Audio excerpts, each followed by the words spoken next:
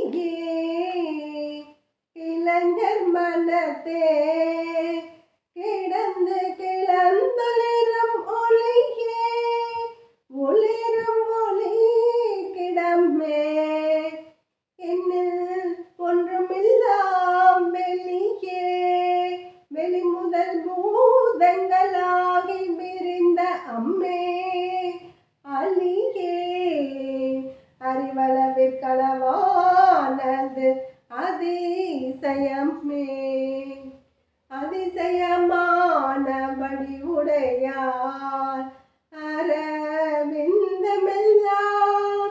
துதிசயமான சுந்தர வல்லி துணைரதி பதிசயமானது அபசயமாக முன்பார்த்த வர்த்தம் அதிசயமாக வென்றோ மம பாகத்தை பவ்வியதே பவ்விய பாகத்து இறைவரும் நீயும் மகிழ்ந்திருக்கும் செவ்வியும் உங்கள் திருமண கோலமும் சிந்தையிலே அவ்வியம் தீர்த்தென்னை ஆண்ட பொற்பாதமும் ஆகி வந்தே வெவ்விய காலம் என் மேல் வரும்போது வெளி நிற்கவே வெளி நின்ற நின் தீர்வு மேனியை பார்த்தன் விழியும் நெஞ்சும் களி நின்ற வெள்ளம் கரை கண்டதில்லை கருத்தினுள்ளே தெளி நின்ற ஞானம் திகழ்கின்றதென்ன திருவுலமோ ஒளி நின்ற கோலங்கள் ஒன்பதும் மேவி உரைபவல்லே உரைகின்ற நின் தீர்வு கோயில் நின் கேள்வர் ஒரு பக்கமோ அறைகின்ற நான் மறைகின் ஆடியோ முடியோ அமுதம் நிறைகின்ற வெண்திங்களோ கஞ்சமோ என்ற நெஞ்சகமோ மறைகின்ற வாரிதியோ புறநாசல மங்களையே.